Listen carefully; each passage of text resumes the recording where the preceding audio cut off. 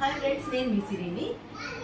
ఈ క్లయింట్కి వచ్చి అన్వాంట్ హెయిర్ ప్రాబ్లం అండి. చూడండి ఎలా ఉందో. సో తనకి హెయిర్ గ్రోత్ బాగా ఎక్కువ గడ్డంలాగా వచ్చేస్తున్నది. ఆ గ్రోతింగ్ కంట్రోల్ అవ్వడానికి మనం ట్రీట్మెంట్ అనేది ఇస్తున్నాము. ఫస్ట్ అయితే తనకి ఆ హెయిర్ కూడా బయటికి రాకుండా అలా బబుల్స్గా లోపల హెయిర్ అలాగే ఉండిపోయి కొంచెం హెయిర్ మాత్రం పైకి వస్తుంది. తనకు ఆ హెయిర్ రిమూవ్ చేసుకోవడానికి థ్రెడ్డింగు, రేజరు, తర్వాత ఏవేవో తనకి ఏం అనిపిస్తే అది అలా చేసేసిన వల్ల హెయిర్ అనేది చాలా హార్డ్ అయిపోయింది. అలా ఏ క్లయింట్ చేయొద్దు దయచేసి. మీకు అన్వాంట్ ప్రాబ్లం ఉంటే దయచేసి అలాగే వదిలేసేయండి, లేదంటే లేజర్ ట్రీట్మెంట్ తీసుకోండి. లేదు ఇంకొక ఆప్షన్ ఏంటి అంటే వ్యాక్స్.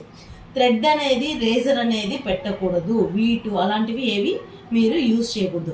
అలా యూజ్ చేసినప్పుడు ఈ క్లయింట్కి అయిన ప్రాబ్లము మీకు కూడా అవుతుంది. ఇలా హార్డ్గా అయిపోతుంది హెయిర్. ఇలా హార్డ్గా మనమే చేసుకున్నట్లు అవుతుంది. అలా హార్డ్ అయినప్పుడు ఇంకా ఏ ట్రీట్మెంట్ అనేది త్వరగా సపోర్ట్ చేయదు. లేజర్ కూడా చాలా లేట్ ప్రాసెస్లో సపోర్ట్ చేస్తుంది. కొంచెం హెయిర్ పల్చగా గ్రోతింగ్ అనేది మీకు స్టార్ట్ అయినప్పుడే మీరు అది గ్రోత్ కంట్రోల్ అవ్వడానికి లేజర్ ట్రీట్మెంట్ అనేది చేసుకోవచ్చు. మీకు ఎవరికైనా ఇలా ప్రాబ్లం ఉంటే సిరిని కాంటాక్ట్ కాండి. మీకు అన్వాంట్ హెయిర్ లేజర్ ట్రీట్మెంట్ సిరి దగ్గర అవైలబుల్. డర్మాబ్లేడ్ చేసి అన్వాంట్ హెయిర్ లేజర్ ట్రీట్మెంట్ అండి.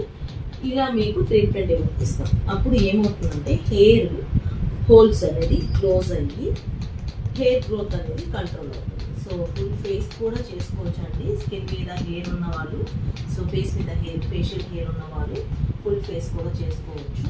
అలాగే హ్యాండ్, లెగ్స్, దేనికైనా సరే అన్వాంట్ హెయిర్ అనేది లేజర్ ట్రీట్మెంట్ అనేది సిరి దగ్గర అవైలబుల్. సో ఇంట్రెస్ట్ ఉన్న క్లయింట్స్ కాంటాక్ట్ కావచ్చు. Thank you so much.